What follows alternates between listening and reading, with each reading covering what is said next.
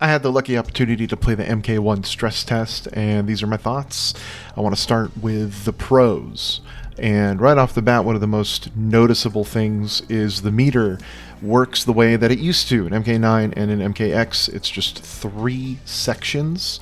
Manual meter build, so no more cooldown, no more regeneration. It's just one meter type, so it's not split up between offensive and defensive. There's no more last breath in the game, which was tied into meter in MK11. First attack rewards 1 bar like it used to. The thing that's great about this is meter build, especially manual meter build in fighting games, is a skill in and of itself. And it's something that I'm glad to see back.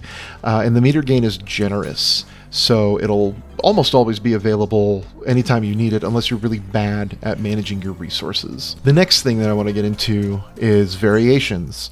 The fact that there are none anymore, which is something that I've been asking for since after MKX.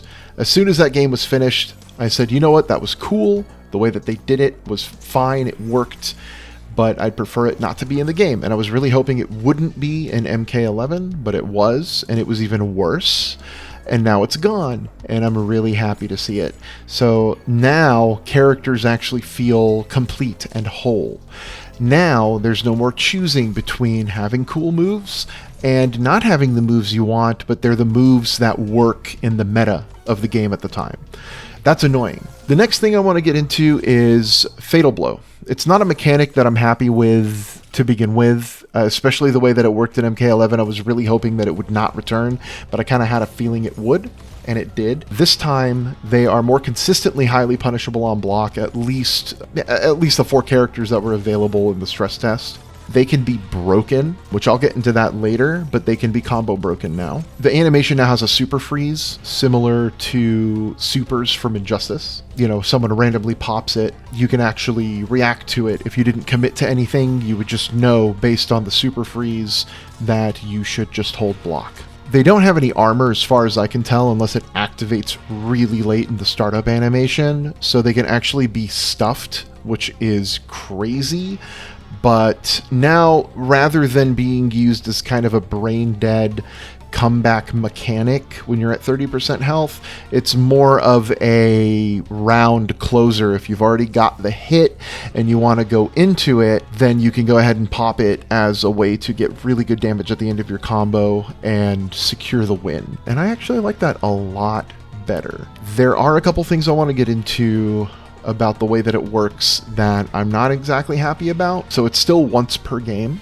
It still comes back if it's whiffed or is blocked, which really, really, really annoys me. I wish it worked more like Tekken 7 Rage Arts, where you get them once per round, but when you use it, whether it hits, whether it's whiffed, whether it's blocked, that's it. Like you don't get it again until the next round when you're at 30% health. And that would make it, to me, perfect. But even as it stands, with the way that it works now, I am happy with the changes that they made. Combos in this game are ridiculously fun. The restrictions that were put in MK11 that made that game really unfun for me to play are essentially removed for all intents and purposes. You don't have to use meter to do cool damaging combos, but the option is still there if you really want to. I'm going to get into the cameos next, but you can use them for really crazy combo extensions as well. So I'm really, really happy to see loosened restrictions, as Ed Boon puts it. So speaking of cameos, they're really cool. I really like them. It's an assist mechanic, basically, but they were definitely in MKX and definitely in MK11 in the single-player modes, where you would have the ability to use a special move for a character who would come in and help you out during a battle. So now they've taken that concept and expanded it into a full-on mechanic, and it's awesome. You can use it, as I mentioned, for combo extensions. You can use it to facilitate pressure. You can use it as cover for approaching or on your opponent's wake-up. They can be used themselves as a wake-up option for when you get knocked down. The cooldown on them is generous. Very, very quick. It's rare not to have it when it's wanted or needed, unless, again, like with meter, if you're very bad at resource management, then you might find yourself pressing the button and nothing happens, and that's because you didn't realize that the meter was drained. The meta game of MK1 is absolutely going to hinge on choosing the proper cameo for your character.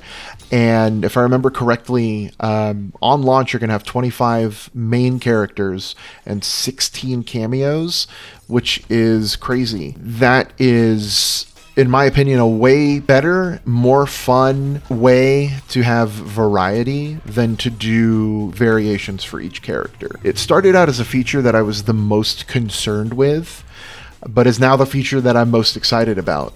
I'm still hoping that we don't have highly beloved and anticipated characters return only as cameos. It would suck to get a trailer where they announce Ermac and then he's only a cameo. I don't necessarily think that's going to happen. I would hope that Ed Boon and that the NRS team know how bad of an idea that would be. So here's to hoping, but we'll find out soon enough. Combo breakers now use all 3 meters, and if that's not bad enough, you have to have a cameo available. However, I actually think that it's not a bad thing. The resource cost of combo breakers, to me, I feel like prevents breaking out of being punished when your mindless wake-up meter burn is scouted out and blocked.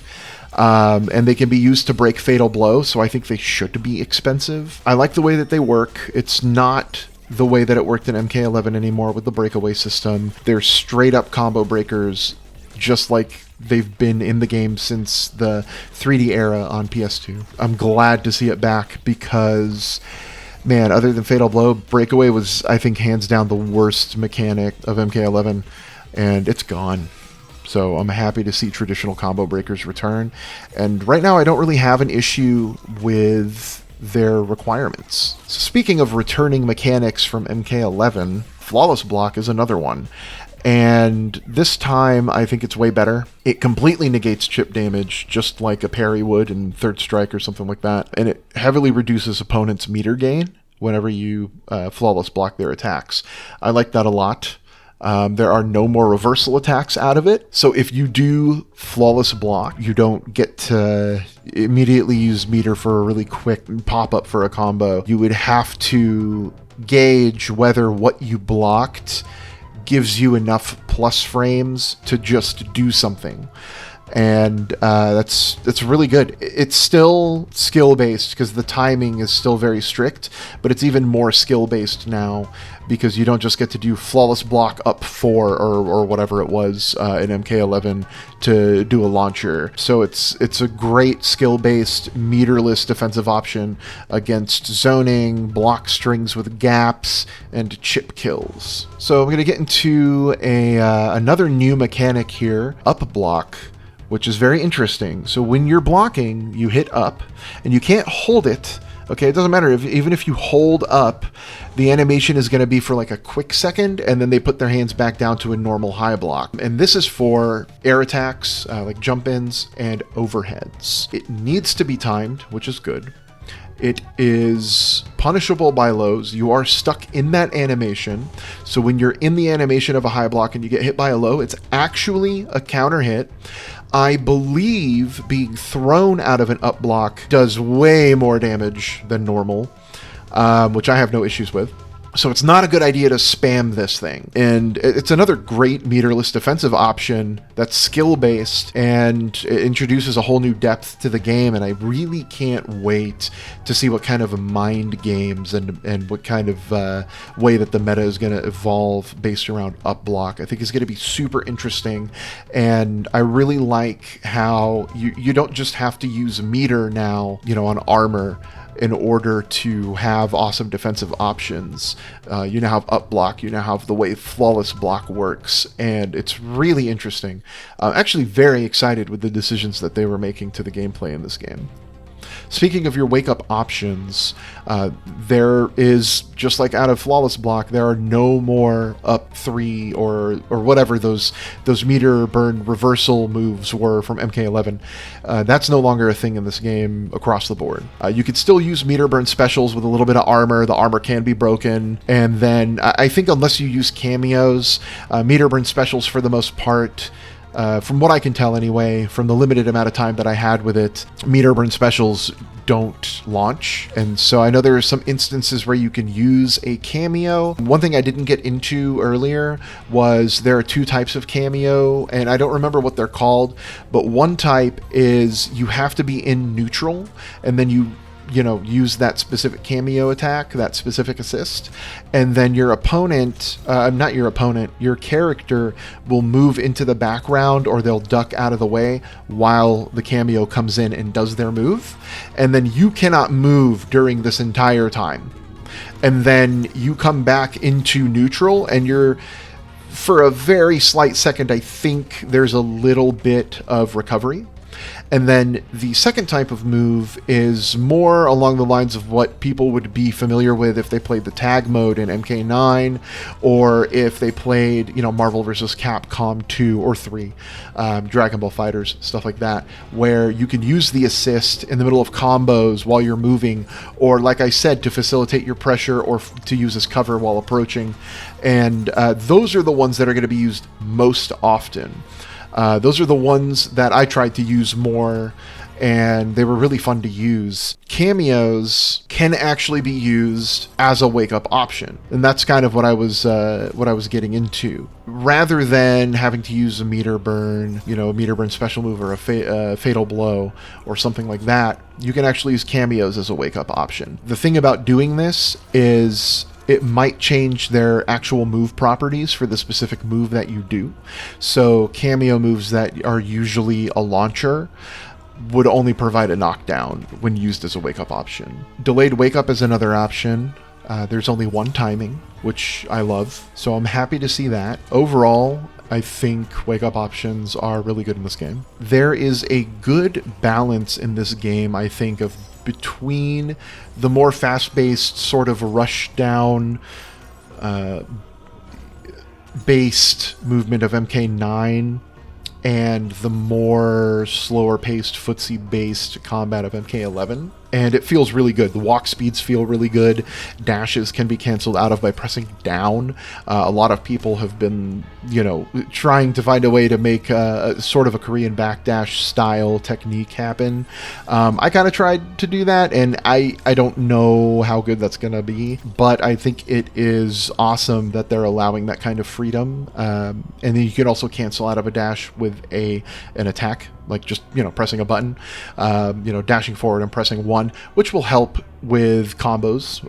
If you need to dash up in order to get a juggle out because you're too far away, then you can do that. The only thing is you can't cancel out of a dash with a block anymore. So dash blocking is no longer a thing. I'm kind of mixed on that. I would like to see it back, but I feel like being able to dash out of it with down, and then once you crouch, you can block. When you get really good at that, I feel like it'll kind of make up for it, but I could be wrong. Only time will tell. But overall, I do think the movement in this game, it feels really good, especially when you're comboing, especially when you are shimmying in order to, cause a whiff, punish opportunity, something like that. This is actually the least important part of this video, in my opinion, because it was kind of the least important part of the stress test.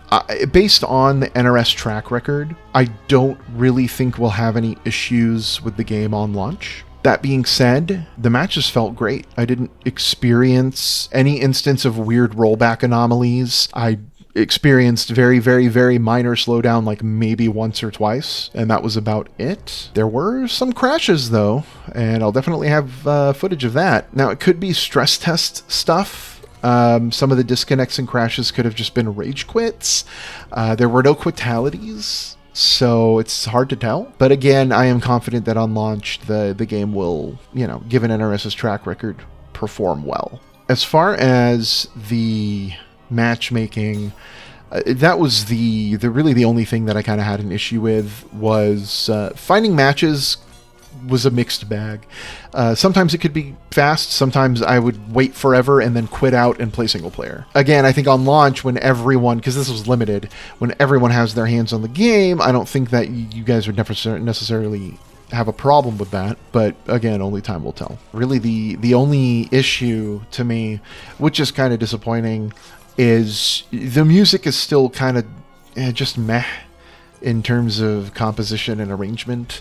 It's still way too low in the mix, so sometimes I forget that music is even playing in the middle of a fight, and I've never really appreciated that about the newer MK games. Like, it definitely still fails to accentuate the combat and create atmosphere and hype.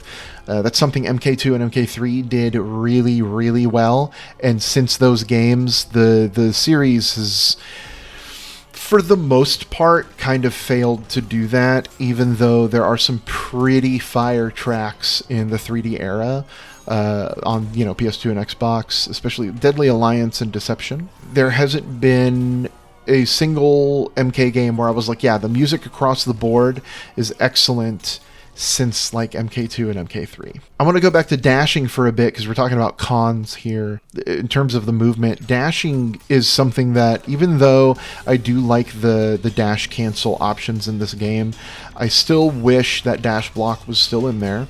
But most importantly, dashes themselves feel really short and seem kind of slow, and I didn't really feel comfortable using dashes that much unless I got a knockdown and I wanted to approach, and that kind of sucks. I didn't really want to use backdash that much, but like, I used Sub-Zero basically exclusively, and I shouldn't have done that. I should have used other characters, but his backdash seemed like it sucks. And from what I've seen and from what I've heard, that seems to be the general consensus. So I don't know if that's going to change, but again, we will see. So feeding into movement is controls, and this is a con.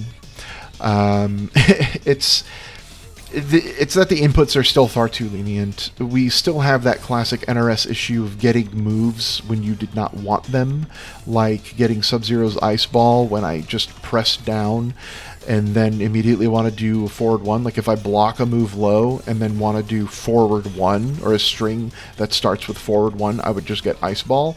And that's really annoying, and that's something that's been in these games for years and over a decade, essentially, and I still hate it, and it's just something at this point that I've come to accept and expect. Injustice has it. It's really, really annoying.